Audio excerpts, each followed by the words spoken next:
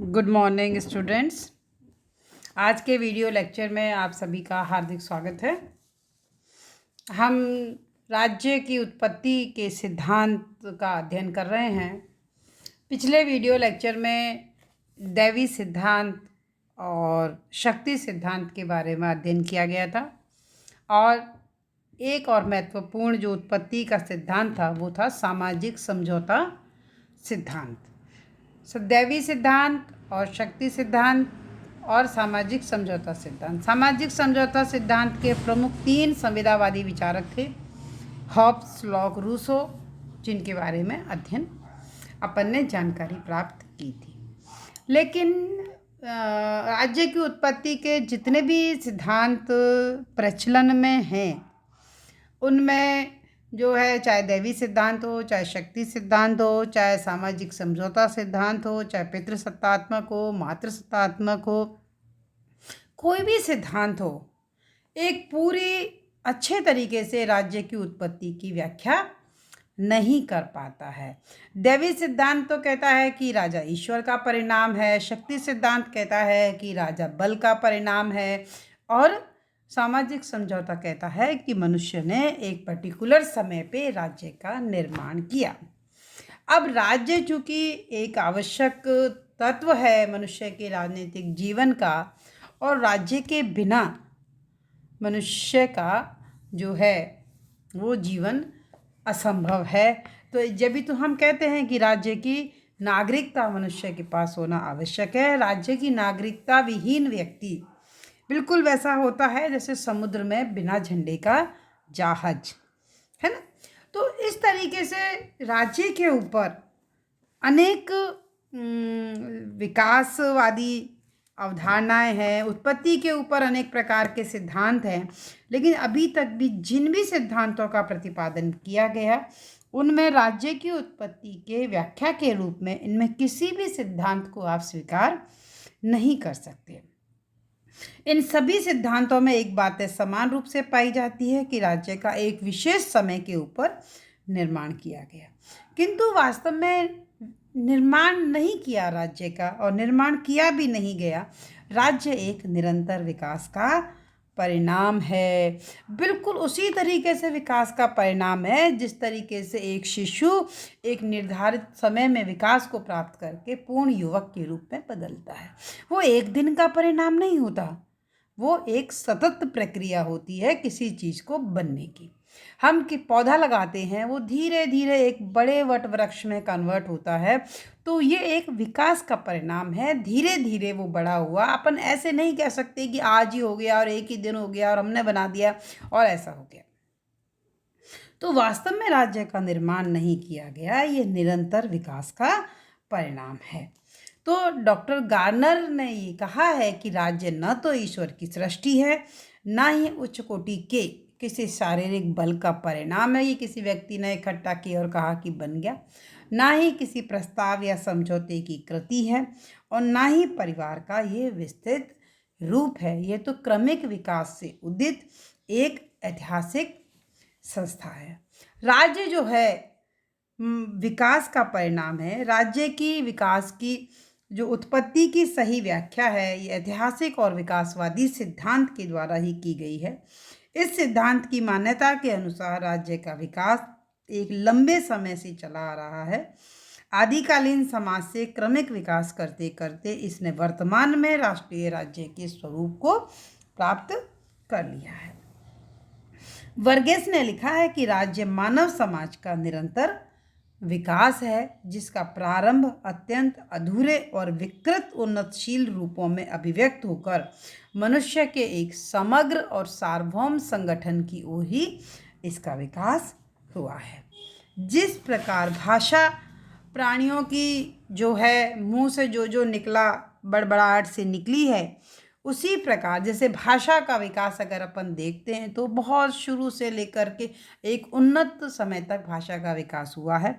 तो भाषा के विकास को हम ये नहीं कह सकते कि ये भाषा तब बनी और उसने बनाई। ठीक उसी प्रकार राज्य की उत्पत्ति बहुत ही प्राचीन और इतिहास से परे एक पुराने असभ्य समाज से हुई है। जब से मनुष्य का जीवन अस्तित्व में आया है तब से वो बेहतर जीवन की दिशा में निरंतर प्रयासरत है। और जो उसने परिवार बनाया, जो उसने संगठन बनाए, जो जो भी उसने एक स्वरूप अपने लिए बना अपन के खुद के बेहतर जीवन के लिए, तभी से ही हम राज्य नामक संस्था की शुरुआत देख सकते हैं। तो इस प्रकार यह बताना बहुत मुश्किल है कि कब और किसने और किस प्रकार ये राज्य अस्तित्व में आया। अन्य सामाजिक संस्थाओं के समान ही विभिन्न परिस्थितियों की सहायता पाकर अनेक तथ्यों से प्रभावित हुआ और धीरे धीरे ये आज तक देखने में आया। राज्य के विकास का क्रम हम ऐसे भी नहीं कह सकते ये अभी रुक गया है। प्राकृतिक स्थितियां हैं, परिस्थिति हैं, स्वभाव के भेदों के कारण है, विभिन्न समयों के कारण है, स्थानों में राज्यों के विकास का क्रम भी अलग अलग रहा है। जिस तरीके से भाषा और राजनीतिक चेतना के समान ही राज्य का विकास होता है, उसी प्रकार राज्यों का विकास भी हुआ है। एक मनुष्य के अंदर वो जिस तरह का मनुष्य बचपन में होता है और जिस तरह का बड़ा होकर परिपक्व जो मनुष्य के रूप में हमें दिखता है, तो वो एक विकास जो है निरंतर और एक स्वाभाविक प्रक्रिया है। उसी प्रकार राज्य भी एक निरंतर विकासशील संगठन है और ये अभी भी विकासशील है। ऐसा नहीं है कि अभी इसका कोई काम रुक गया है। अभी भी अंतर्राष्ट्रीय राज्य की जो है अवधारणा है, विश्व संगठन की अवधारणा है, तो अभी भी ये नगर राज्यों से निकल करके राष्ट्रीय राज्यों तक आया और राष्ट्रीय राज्यों से आगे भी बढ़ता जा रहा है। फिर भी जो है हम ये कह सकते हैं कि राज्य के विकास में कौन कौन से प्रमुख तत्व शामिल हैं। एक तो रक्त संबंध है, मनुष्य की स्वाभाविक प्रवृत्तियां हैं, धर्म है और शक्ति है, आर्थिक गतिविधियां हैं, राजनीतिक चेतना है। ये छह प्रमुख तत्व हैं जो राज्य के विकास में सहायक रहे हैं। सबसे पहली बात इसमें रक्त संबंध है। सर्वमान्य तथ्य है कि सामाजिक जो संगठन जब से शुरू से बने वो खून रक्त संबंध पर आधारित है। रक्त संबंध एकता का प्रथम और दृढ़तम बंधन होता है। इंग्लिश कोटेशन है एक, blood is thicker than water. ये इसी तथ्य पर है कि प्रारंभ में जो बात अगर किसी व्यक्ति को समीप जोड़ती है तो वो उनके परिवार और परिवार वाला हिस्सा है। तो प्राचीनतम जो इकाई थी वो परिवार, कुटुंब, कबीला वो रक्त संबंध की इकाई था। हालांकि ये अपन नहीं कह सकते कि कबीला या कुल या परिवार में से कौन पहले आया, लेकिन फिर भी आप इस तथ्य को ये अस्वीकार नहीं कर सकते कि परिवार के स्पष्ट व्यक्ति का जो नियंत्रण है इसके आधार पर ही राज्य की स्थापना हुई होगी।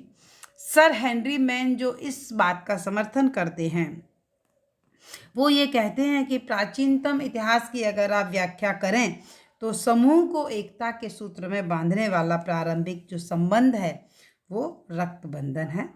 आगे चल कर के जनसंख्या में वृद्धि हुई, कुटुंब के आकार बने, तब जातियां बनी, कुल बने, तब जाकर के समाज का जन्म हुआ।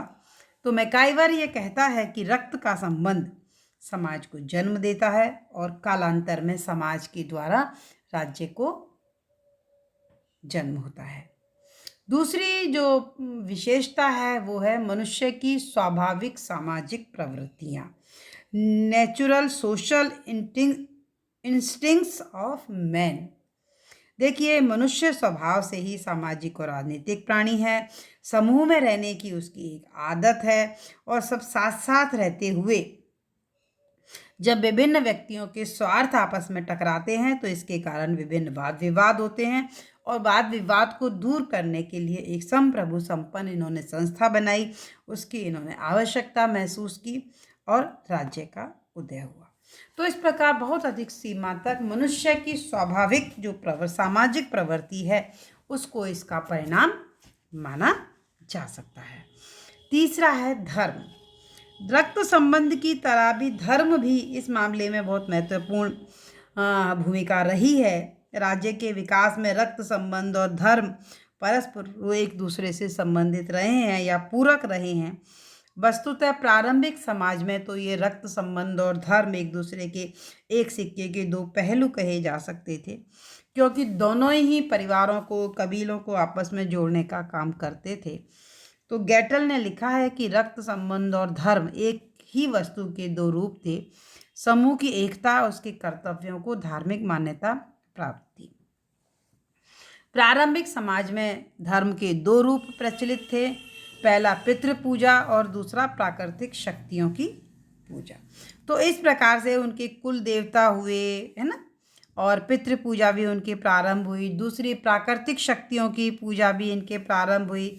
जब आदिम अवस्था का युग था, जब बुद्धि का विकास नहीं हुआ, तो उन्होंने जितने भी प्राकृतिक जो परिवर्तन थे उनको देवता का नाम दिया। बादल की गड़गड़ाहट, बिजली की कड़क, हवा की सनसनाहट, वस्तुओं का जो परिवर्तन है, पानी की शक्ति, इन सभी में उन्होंने ईश्वरीय शक्ति का अनुभव किया। तो प्रकृति की प्रत्येक शक्ति के लिए मनुष्य ने प्रत्येक देवता की कल्पना की। तो व्यक्ति जो है, पृथ्वी है, सूर्य है, अग्नि है, इंद्र है, वरुण है, इन सब की उपासना करने लगा। तो धीरे धीरे ये एक दूसरे को जोड़ने के काम करने लगे। एक ही शक्ति के उपासकों में जो एक ही देवता का आराधना करते हैं, वो लोग एक साथ जुड़ करके बने, वो एक राज्य का आधार बना। प्रारंभिक समाज में प्राकृतिक शक्तियों को बड़ा देवता या भूत प्रेत समझा जाता था। जब कोई व्यक्ति ये सिद्ध कर देता था कि समस्त प्राकृतिक शक्तियों को वो नियंत्रित कर सकता है, तो उसे असाधारण सम्मान प्राप्त होता था। इसीलिए ऐसे व्यक्ति राजा भी बन जाते थे, और इसीलिए राजा को जो है ईश्वर का प्रतिनिधि भी माना गया। स्पार्टा में भी ऐसा ही हुआ। धर्म के द्वारा एक से अधिक रूप में राजा के विकास में योगदान दिया है। फिर है शक्ति।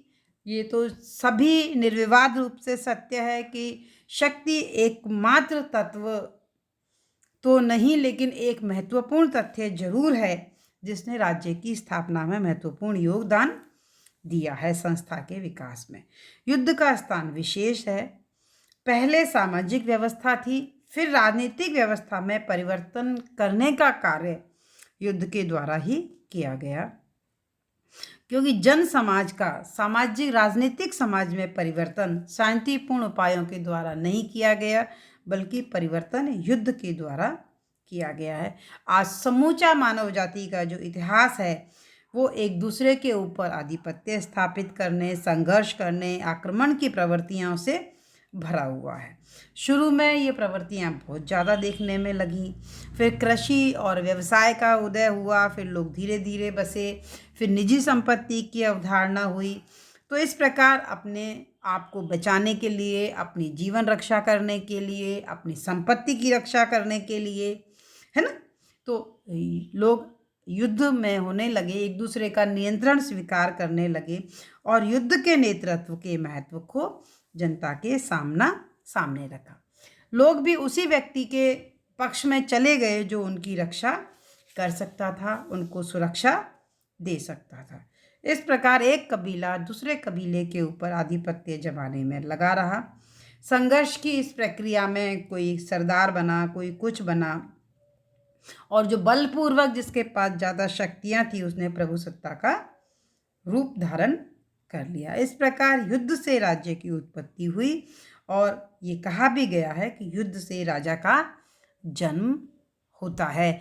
और ऐसे जो सशक्त व्यक्ति है, उसके अधीन में आकर के शेष लोग अपने आप को सुरक्षित महसूस करते हैं, क्योंकि उनकी रक्षा की गारंटी कोई और लेता है। तो इस विचारधारा से भी राज्य का विकास हुआ। फिर आती है आर्थिक गतिविधियाँ, इकोनॉमिक एक्टिविटीज। ये आर्थिक गतिविधियों का भी इसमें बहुत महत्वपूर्ण योगदान रहा है। मॉन्टेस्क्यू ने कहा है कि राज्य की उत्पत्ति और विकास में आर्थिक तत्वों का बहुत योगदान है। कार्ल मार्क्स ने तो बिल्कुल ही आर्थिक गतिविधियों के ऊपर बहुत ज़बरदस्त अपने विचार रखे हैं। उन्होंने कहा है कि राज्य केवल आर्थिक परिस्थिति की ही अभिव्यक्ति है। उन्होंने जो आर्थिक परिस्थितियां बताई हैं कि आदिम काल से लेकर आज तक मनुष्य अनेक आर्थिक अवस्थाओं में से गुजरा है, और उनमें से उस समय का जो तत्कालीन सामाजिक और राजनीतिक संगठन हैं वो रहे हैं। जैसे सबसे पहले आखेट की अवस्था शिकार वाली, जिसमें मनुष्य शिकार करता था, तो उस समय उसका जीवन अस्थिर, असंगठित और भ्रमणशील था। फिर उसके बाद में पशुपालन का युग आया, तो मनुष्य पशुपालन करके अपना गुजारा करते थे। इसमें भी वो भ्रमणशील था, किंतु उसमें सामूहिकता और संगठन का भाव आ चुका था। तीसरा जो दौर था वो कृषि का था। इसमें मनुष्य निश्चित स्थान पर स्थायी रूप से निवास करने लगा था। इससे निजी संपत्ति का उदय हुआ, और निजी संपत्ति का उदय होने से समाज में वर्ग संघर्ष की स्थिति हो गई, तो संघर्ष बढ़े। तो ऐसी स्थिति में उनका समाधान करने के लिए कानून, अदालत, राजनीतिक समाज, इनकी स्थापना हुई। और चौथा जो है वो आज का दौर है, वो राजनीतिक औद्योगिक अवस्था है। इसके आर्थिक जीवन के जटिल और विशाल जो ढांचा डेवलप हो गया औद्योगिकरण के माध्यम से, उसने राष्ट्रीय राज्यों को जन्म दिया। आर्थिक विकास के साथ साथ मनुष्य के राजनीतिक संगठन में बदलाव आए हैं, और राज्य के विकास पर आर्थिक गतिविधियों का प्रभाव आप देखते हैं, निरंतर देखने में आता है। और छठी बात वो है इसमें राजनीतिक उत्पत्ति के सिद्धांत में, वो है राजनीतिक चेतना, है ना। राजनीतिक चेतना का तात्पर्य ये होता है कि उन उद्देश्यों की प्राप्ति के लिए चेतना जिनके हेतु राज्य की स्थापना की जाती है। अनेक विद्वानों के अनुसार राज्य के विकास में राजनीतिक चेतना ने सर्वाधिक महत्वपूर्ण तत्व के रूप में काम किया है। जब व्यक्ति किसी निश्चित प्रदेश पर बस गए, उन्होंने अपनी आजीविका के स्थायी साधन वहाँ पे प्राप्त कर लिए, अपने घर बना लिए, अपनी फैक्ट्रियाँ बना ली, अपना उन्होंने व्यवस्था वगैरह वो सब बना लिया, तो उनकी ये स्वाभाविक इच्छा हुई कि कहीं दूसरे लोग उनकी संपत्ति को हड़प ना लें।